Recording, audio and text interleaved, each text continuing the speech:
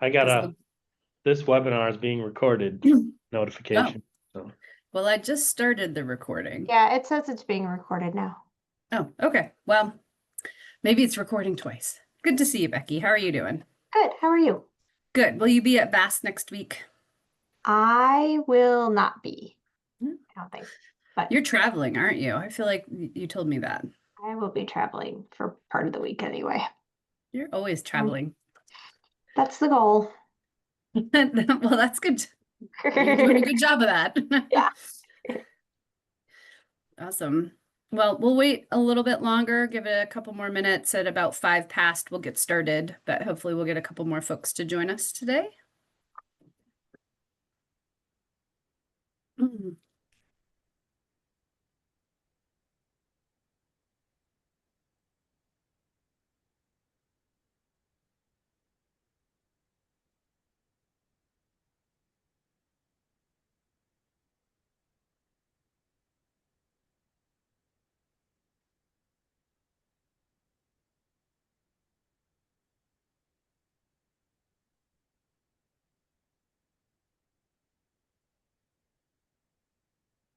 Well, maybe it's a crazy time of the semester and we're not going to get a lot of people to join us. that's all right too. Yeah. How's your semester going, Daisy? Oh, pretty good. Actually, I'm teaching grad students now, which is way easier, you know. Uh, yeah, so it's been pretty chill actually. Just, only thing is the same thing everybody else has, I'm sure, the generally simmering low-level anxiety we're all carrying at the time. Absolutely. How's your semester going? Well, you know, without funding for things, it's been a little slow. But luckily we have funds to support Kidwind. So that's kind of where my eggs are right now. I'm Yeah. just kind of going whole hog into the Kidwind thing right now. Not Yeah, I've supporting it been with working anything on else. retooling other workforce development proposals that I've been kicking around to like use more uh language that isn't as scary to this administration. Like instead of, increasing science equity, it's things like, tapping underserved intellectual capital, but I haven't had success yet either. Like I haven't had anything funded in a while. So I'm feeling pretty discouraged, but what else do you do? Just keep trying, right? Yeah, I mean that's the key. And we've got a lot of grant proposals out there right now as well. And to your point, you got to change the language quite a bit to make sure you don't say any of those words that they don't like to hear. So a lot of it's, energy education and not renewable focused Oh and, yeah, that's for sure. and very much not focusing on the economics as opposed to the workforce and, things like that. So. Exactly. Yeah. But it seems like they're still opening calls for education. Like, as long as you don't use, any offensive language, they're still interested in education in theory. So I don't know. It's hard. It's weird. Yeah, it's definitely a tough environment out there. Um, well, I'm going to go ahead and get started so that we make good use of our time. I want to thank everybody for being here. Stephen, it's good to see you. Thanks for joining us. I just wanted to go through a couple of quick updates from the Repairing Schools side of things. This is probably more for Chris than it is for anybody else, but just a reminder that, we are always excited to work with universities all over the country. And, we have new programs that'll be coming out in the next year. So we are hoping that we can increase this network even more. And Chris, after today, be happy to have you join future calls too, and just be part of our faculty network as we move forward. One update for you all that we will have some seed funding coming. Yay! It's not through NREL, as you can imagine, but we did receive some funding from AES, and the funding that they have earmarked for us is specifically going to be related to projects that have a community relations focus. So it's going to be a little bit of a different animal. And because it's a bit of a different animal, we are still working on the details of this. So all of this is like tentative here. But the idea would be for us to offer a webinar series throughout this next semester, starting in January, inviting students and faculty to learn more about what community relations is and what's involved in that. And then accept proposals over the summer for projects in the fall of 2026. So the idea of kind of educating our network a little bit more about what these kinds of projects could look like, so that you guys can get your juices rolling and get some proposals in, and then start projects in this in the fall. And then those participating in those research or projects would be invited to our Distributed Wind Conference in 2027. This is a long timeline here.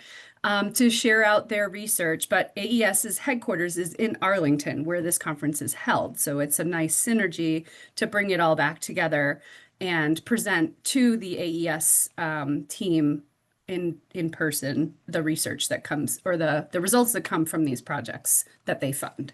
So it should be a neat program. We'll have more details as we firm up the plans, and you'll keep an eye on the website. That's the best place to keep an eye with the details. And then email me if you have any specific questions, but you'll get an announcement when things get finalized. I did want to remind you, and please feel free to share with your students, that we are offering our student symposium at the Distributed Wind Conference in 2026. So that's in February, just a couple of months away. Again, it is in Arlington. We host this, and the students get opportunities to present their research in an oral session. They have a poster session. They have an industry kind of away from the conference. We take them to a separate room and we program like a whole industry session for them. We also usually do a field trip or an industry engagement. Last year we went to Soul Systems. This year maybe we'll go to Google. Maybe we'll go to AES. I don't know. And then they also last year participated for the first time in Lobby Day. So they actually get to go to Capitol Hill and lobby with the DWIA attendees. So it's a really great experience for the students. And if you want to share this slide, or this, it just leads us to the website where they students may sign up with their interest to attend the Distributed Wind Conference. Again, another reminder for you and your students that we do have our college student network that also has monthly webinars. We mainly talk about career opportunities and meet various people in the industry that have interesting jobs. Next week, 2 weeks from now, on the 19th of November is our next call. And we're going to be meeting some community engagement specialists from One Energy Renewables. So hopefully your students will take advantage of that, but we do record them just like these and put them on our YouTube channel so they can take advantage of it after the fact as well. And then last but not least, I wanted to make sure that you all knew that we are working on some new programs thanks to funding from Google. We are going to be developing a short course on solar siting challenges in Virginia that will be coming out in the summer of 2026. And then we are looking to pilot a career assistance program for Virginia students. As you can see, this is all based in Virginia. That's where the data centers are. This is where Google is. So I know that a lot of you are not in Virginia, but hopefully these will be well-received programs that we can then scale up and rinse and repeat in other states and in other regions of the US in coming years. So just wanted you to be aware of those. And that's it for the announcements from me here at Repowering Schools. And so I'm going to turn it over to Chris, who is at the University of Minnesota. And I had the pleasure of meeting him this summer at Recharge Academy. We got to go tour this great facility. And I'm going to not steal his thunder and just let him take it from here. Oops. Sounds good. When you were there, I'm trying to remember, when you were there, were there people rappelling off the blades? There were. It was Yeah, so cool. That was a cool day. I had never seen that before, and then you guys just happened to show up on the day that we had that going on. Let me share my screen. Okay. Working. Okay. Let's see a wind turbine with an eagle. Okay. All right. Yeah. So my name's Chris. I'm a research engineer at St. Anthony Falls Laboratory. Just right across from downtown Minneapolis, but we have a wind turbine facility that's about 30 miles it's kind of southeast from here that I'm going to give a little overview of that facility. And then I've selected some of my favorite research projects that we've done in the last 10 years or so and talk a little bit about those. And I have like 20 minutes, you were saying? Okay. I Yep, tend to talk a long that's time. perfect. Okay. I tend to talk a long time, so I don't want to eat up your whole lunchtime here. So first of all, we call ourselves Eolos, and I get this question a lot, so I'd like to just get this out of the way. It's the Greek god of the wind. Our director, when we got our initial grant, was Greek, so of course it had to be named after the Greek god of the wind. But a lot of people think it's an acronym, or I don't know. Let's just get that out of the way right away.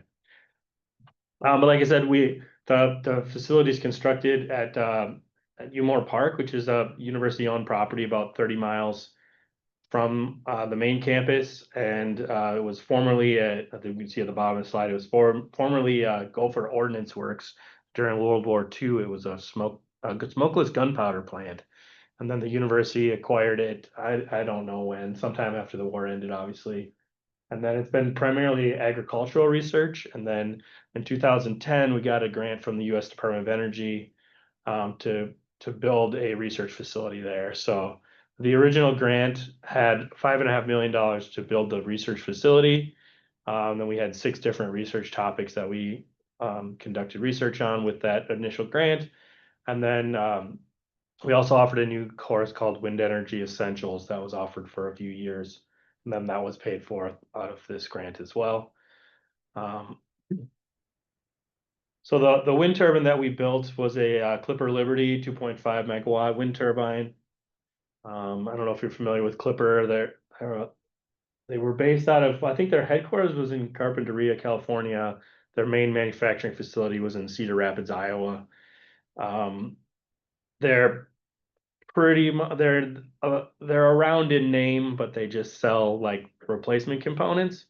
Um, Mostly they're kind of defunct now. They have no engineering, which was kind of a wild ride for us when that happened. It was only a couple years after we built the wind turbine. Our turbine was still under warranty, and they said we're going out. So good luck. So our maintenance got a lot harder because we didn't have somebody we could call.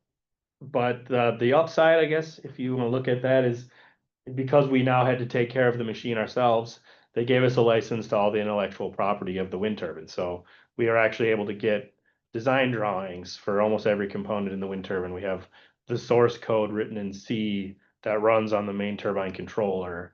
We have some, simulation data that they did, and so that's been really cool to get access to and to be able to see the inner workings of the wind turbine, and then also be able to make some changes to like the controller and things like that. But in general, here's the specs on this slide. We have the 80-meter tower, 96-meter rotor diameter, so 2.5 megawatt nameplate, and you can see the cut in and cut out speeds, which I think are pretty typical for a utility scale wind turbine. The first full year we were operational was 2012. Our turbine is grid connected. We have a power purchase agreement with Xcel Energy. We sell power to them.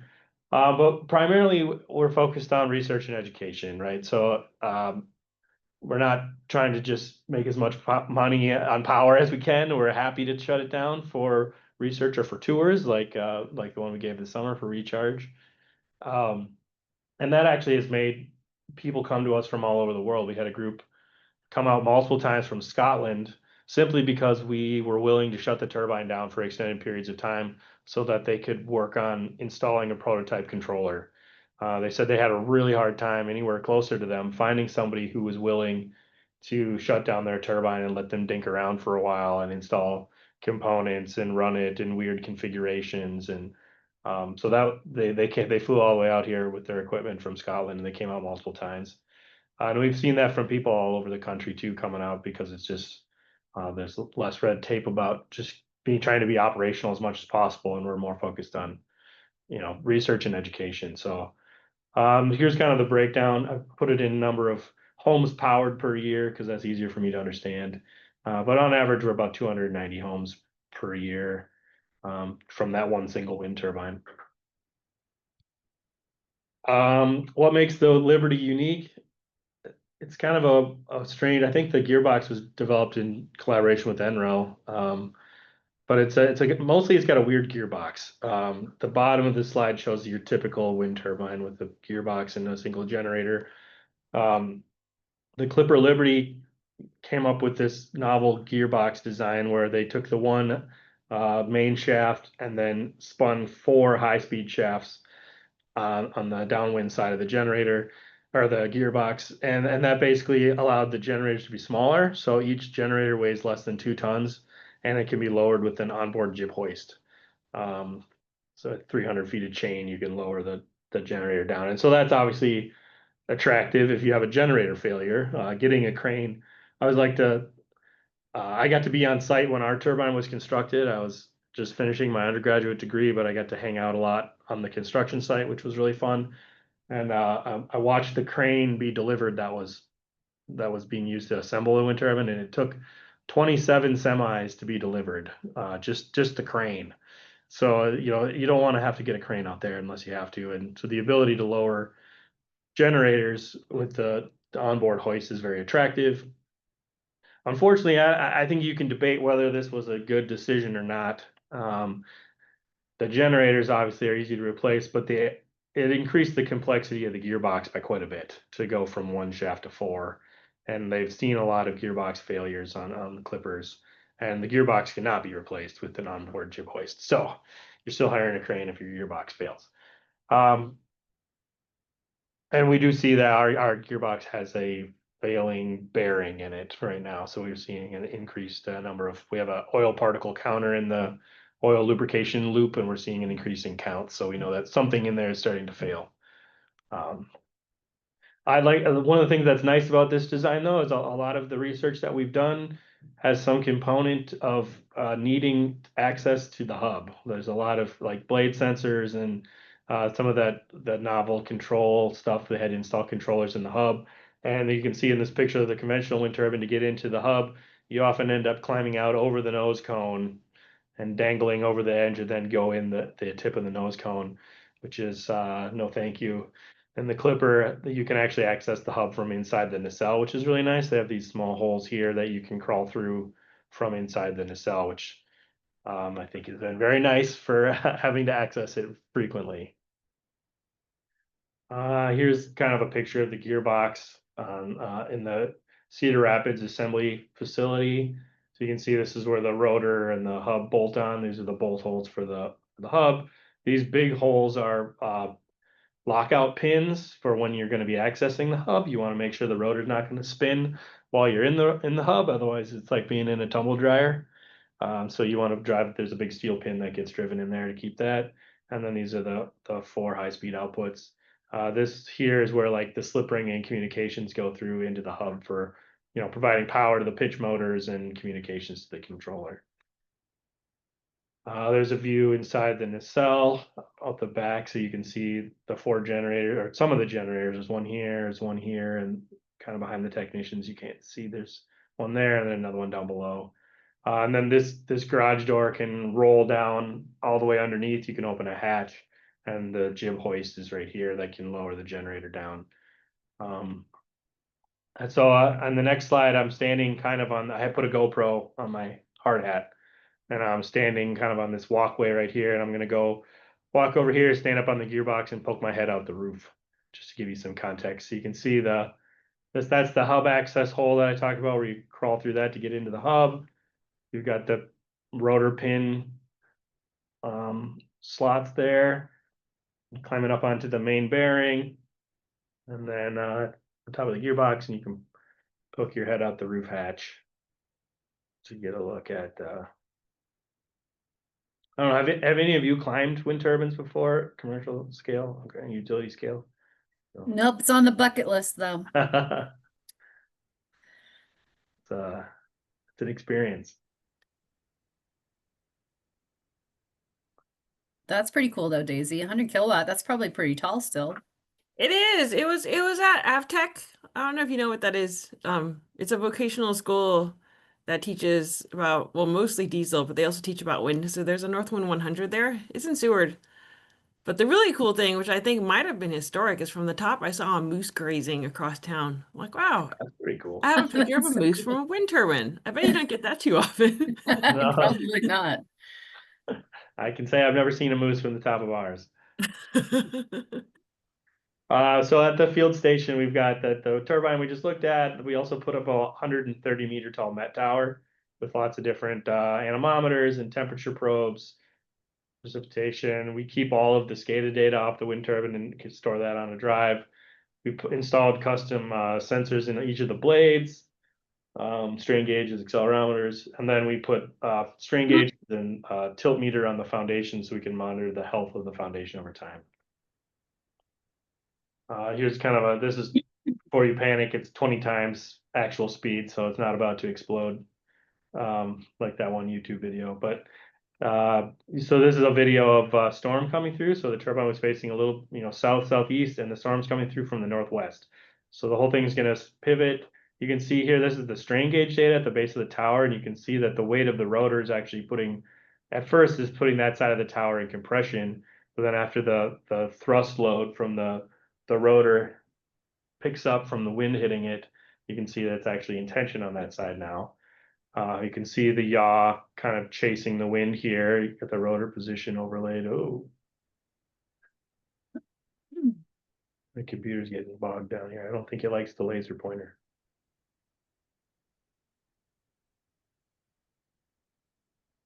That's so cool though. I don't know if it's still playing there. Anyway, you can see, yeah, the load on the tower, power output in the bottom right, and then like the blade pitch is also changing as it regulates the rotational speed. Any questions on the wind turbine or anything else you'd want to know? Field station?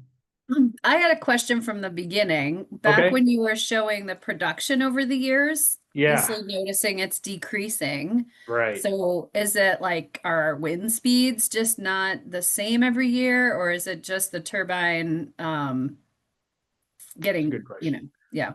I don't Um, want to say wearing out because that's not We've right. actually been, well, a few reasons. Primarily, it's that we've been curtailing it. So it's rated to 2.5 megawatts. You can set it to lower power outputs. And we saw a lot of issues for a long time with our power conversion equipment. It's a weird topology on our turbine. So those 4 generators are permanent magnet generators. So they generate 3-phase AC at not 60 hertz, just whatever related to the rotor speed. And then it rectifies the DC up tower, sends it down tower, where it gets, inverted back to AC matching the grid. And those inverters at the base of the tower were getting very hot at high power outputs. And we had a lot of failures, and without Clipper around, and the manufacturer of the Clipper didn't make those inverters, but the manufacturer who did was also stopping to support them. So it was easier just to curtail the turbine to a lower power output than to deal with all of the failures of that we were observing at higher power outputs. So it was curtailed for that, and then also because we have a failing bearing now in the gearbox, so we've also been curtailing for that reason. And then some years it was lower power output just if we had more research going on. You had it shut down for extended periods of time when people were rappelling off the blades or spending time in the hub installing equipment. So I think it's primarily curtailment, but also just how involved of a year was that for research. Does that make sense? Gotcha. Thank you for explaining that. Yep. And also I would say since we're not concerned as much about the bottom line power production, we a lot of wind farms, they have 100 turbines and they've got people on call 24/7 to go fix it, and we don't. Yeah. If the thing fails in the middle, sometimes it's an error that just requires someone to log in and look at and say, okay, yeah, we can restart it, and you can restart it over the internet. But if that happens on our turbine in the middle of the night, there's nobody watching, so it's gonna just sit until I get in the next day, as opposed to a wind farm that's got somebody on call. Understood. That makes sense. Thank you for explaining. Yeah. So here's kind of a fun research project that I like to show off. We had a professor who I don't know if any of you are familiar with PIV. It's a velocity measurement technique often done in wind tunnels or water tunnels where you seed the flow with a neutrally buoyant particle. We often, in our wind tunnel here, we often use like droplets of small, tiny droplets of oil that flow in there. And then you pulse a laser sheet and take a picture from the side, and you can use even commercially available software to trace those particles in the flow and create vector fields of the velocity and turbulence. It's a very cool measurement technique. And it's often done small scale. So we had a professor who thought, yeah, we get snow here. I've driven in a snowstorm and kind of seen the snow flow over the hood of the car, and it looks kind of like I can trace the velocity field. So he thought, well, let's go out in a snowstorm in Minnesota here and get a 5 kilowatt spotlight, shine it against the convex mirror so that it makes a sheet, and then let's take some pictures. So he got his grad students and they went out in the middle of a snowstorm and they were able to see those helical vortexes that come off the blade tips. And you can see them. They kind of show up as voids because I think the momentum of that swirling kicks the snow out of the center of that vortex. Here's the similar thing. You're looking at that same vortice, but you can see it cutting through the plane of the light sheet in this video. Interesting. And then because of that, so we're able to observe some kind of odd behaviors of these vortices interacting, which doesn't always show up in your nice controlled wind tunnel testing, where out in the field we've got all kinds of turbulence from the landscape and the tower and things like that that aren't always modeled accurately in wind tunnel tests. So they were able to observe some interesting behaviors of these vortices kind of interacting with each other, merging together or vanishing. And then this has been one of my favorite projects that I've ever got to work on. It's probably the last one I'll have time for, but we got a grant from the Department of Energy to study bald and golden eagle hearing. And that was kind of prompted by the fact that eagles occasionally get hit by wind turbines. There's been some really badly sited wind farms in the past, but in general, it's not as much of a problem population wise for eagles. It's more of a legal problem.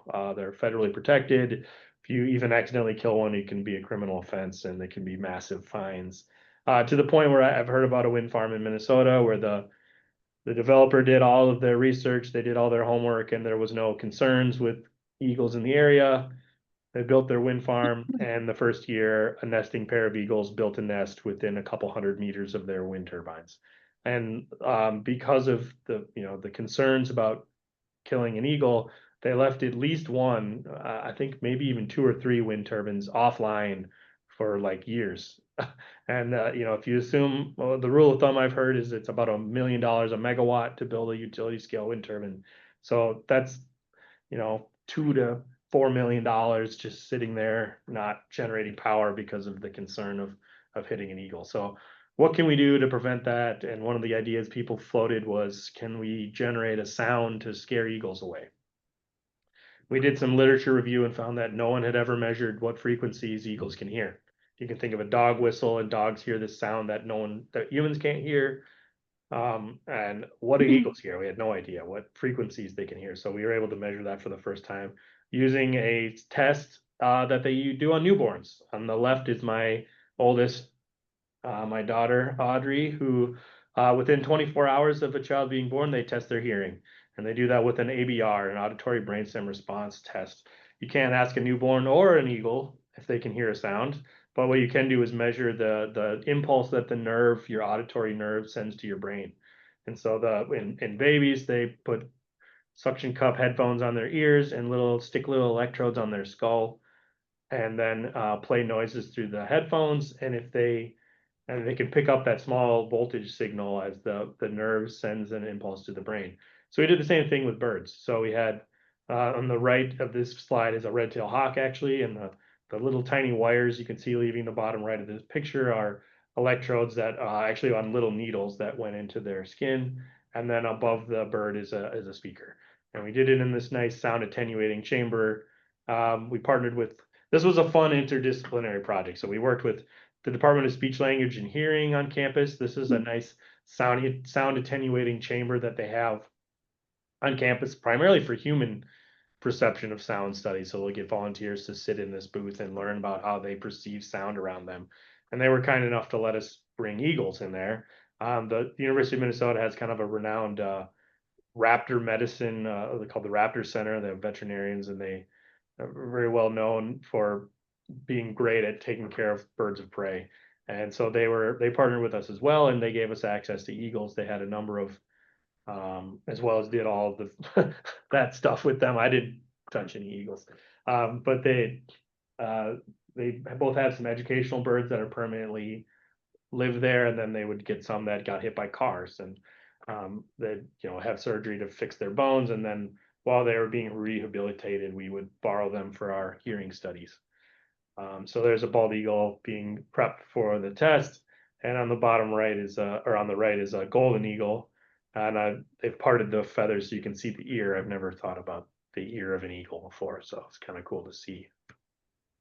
So what was I doing? I'm an engineer. What am I doing on a project that clearly should be conducted by veterinarians and audiologists? And I got to build the MERL, the Mobile Evoked Auditory Response Lab. So we don't have a lot of golden eagles here in Minnesota, so we had to make a decision on whether we were going to bring golden eagles to us or bring our equipment to the golden eagles in Oklahoma.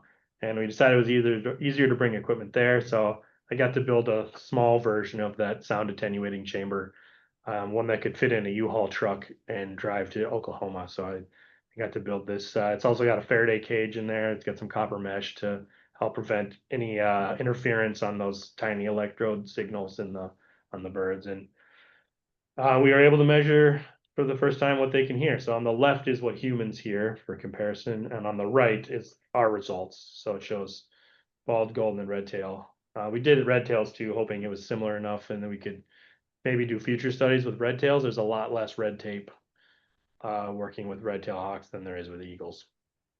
So I was honestly really hoping that they could hear this sound similar to dogs that humans can't hear, and we could just make all wind turbines make this horrible noise that humans don't hear, but eagles can. But it's very similar to the human hearing threshold. Looks like their most sensitive spot is 2 kilohertz, and that's very similar to what you see on the left side. So the next study was, do they care about what they hear? So they spend some time after they've been fixed up by the veterinarians. They hang out in this padded room for a while, and so we got all the permits and stuff to duct tape speakers on the walls and randomize whether we were playing from the left or the right, and then see if they responded at all. We had a number of different signals, both like just annoying alarm sounds, and then we also had like I don't know if you've ever seen crows, like a flock of crows chase eagles. So we had crow sounds. We recorded our own recordings of eagles like in distress when they're about to be sedated for surgery and they're not happy about it. So we played some of those sounds as well to try to see. And as an engineer, this was a really interesting. This video shows like most of those responses are pretty obvious. The bird almost jumps in some of them, but some of them are pretty subtle. And we played sounds, 10 times in a row. So we were curious if they would stop reacting after a while, and it became hard to distinguish whether there was a response or not. I mean, I'm used to like you make a measure of voltage and that's the voltage, and that's like it's you can't argue with it. But to determine whether that bird was responding or not, we ended up having to make these videos where we removed the actual sound from the video, didn't tell whether the sound was coming from the left or the right, and then had a panel of volunteers, mostly from the Raptor Center, watched all these videos and record whether they thought that the test subject, whether the eagle was responding, did it turn, did it seem annoyed, did it not care at all, and record that. And then that was the data then, which was far more subjective than what I'm used to, but it was kind of fascinating to kind of see that other type of measurement. And then the final phase was they before they release eagles, they have to make sure they're physically fit enough to survive in the wild, and so they have to exercise them on a tether. So they take them to a local park and fly them on a 100-meter long tether. And so we brought our speakers out there and tried to see if we could change where they were flying. This one, I don't know that we got any meaningful results out of. It was incredibly challenging to control the environment. And I think the primary driving in their brains is to get away from the humans that have been holding them captive for a month. So I don't know that the speakers did a whole lot in this test. It was very difficult to control and make sure that they were responding only to the sounds we were playing and not to which way is the wind going? Where is there a nice tree to go hide in? A bus drove by, and have them only responding to our input. So, yeah, I think that's pretty much all the time I have. If anybody has any questions, I'd be happy to chat. Thank you, Chris. That was really interesting. And I do appreciate you sharing all of that with us, and I'll open it up to see if anybody has any questions for you.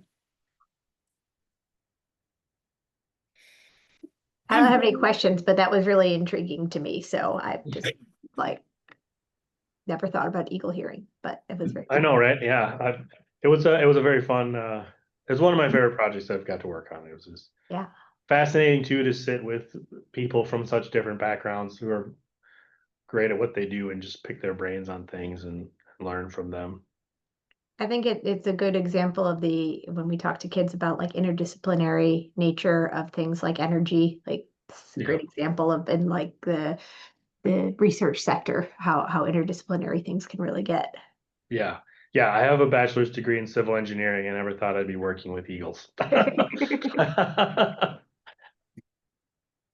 So did you come up with anything? Like, is there anything we can do to deter eagles from turbines based on the findings, or is it inconclusive? We haven't done any more work on actual generating an actual sound. You know, we've published the results of those first two phases. So I'm hoping there's people out there that are using that information to develop products, and there are products out there already that claim to do this. We had some skepticism early on especially when we found out that no one knew what eagles could hear. It was kind of like, how are you guys selling this product if you don't even know what they can hear? Yeah. So I haven't personally done any more work on this. I know there are companies that make deterrent systems, and I hope that they've taken a look at our results. Very cool. Awesome. Well, Chris, thank you so much for being here and sharing that with us. And I hope that, inspires some folks in our network to think of some interdisciplinary research projects that they might get themselves into. So Yeah, for sure. Those have been some of the most rewarding projects I've worked on. So go make friends in other departments. definitely. Awesome. Well, with that, guys, I will open it up to Becky, see if Need has any awesome announcements or updates for us. I think a big thing I'd just say is we are in lots of places super busy right now with science teacher conferences and workshops. So if you've got teachers in your area that might be going to some of those, definitely get them connected to some of those activities that we are doing. We also started a monthly like curriculum chat with our curriculum team who will talk about new curriculum that's come out or things that have been kind of updated. So that's a monthly kind of evening thing that teachers can join. So that's another big thing to check out. And then I think the other thing, which may not have been up since last time we talked, is we just put up a big overhaul of our transportation curriculum. Which was a long time coming, including like losing all the information on our server one day. Oh, fun. But it was like almost done. It was a thing. But Not a good day. I know. But there's a lot out there. So I'll just leave it with that. And we're here to support everybody. I know it's like tough times, but all of our resources are always free online. So if teachers are looking for something and you don't have the ability to offer them some of the things you have typically been able to, just remember you can always direct them there. Awesome. Thank you, Becky. And Mhm. I know there's nobody here from from Kidwind. But I mean, they just had an organizer meeting recently. The announcement, I'm hoping I'm allowed to say this, is that there will be a Worlds. So that's exciting for folks because I know that was something we weren't sure about.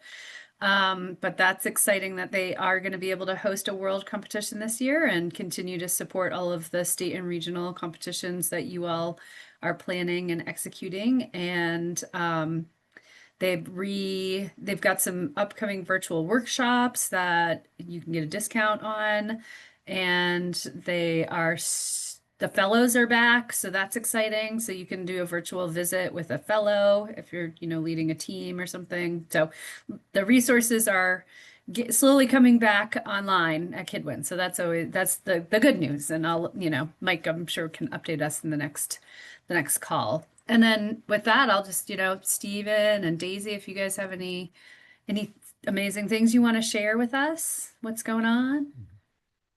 I don't, unfortunately. Pretty quiet this time. Unfortunately. Pretty much same with me. Things kind of a normal term. And our collegiate win competition team, they're kind of just working on this regional approach. So things going pretty smoothly so far. Which regional will you guys compete in, Steven? Are you going to be in the Eastern one or?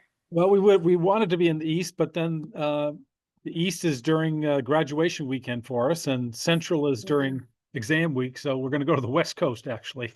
And that one's happening at Cal Maritime, is that right? Maritime, right? Cal Maritime. So we'll That fly. should be fun, though. Yeah, get out to go fly to San Francisco and have some fun there. Yeah, for sure. Yeah. Yeah.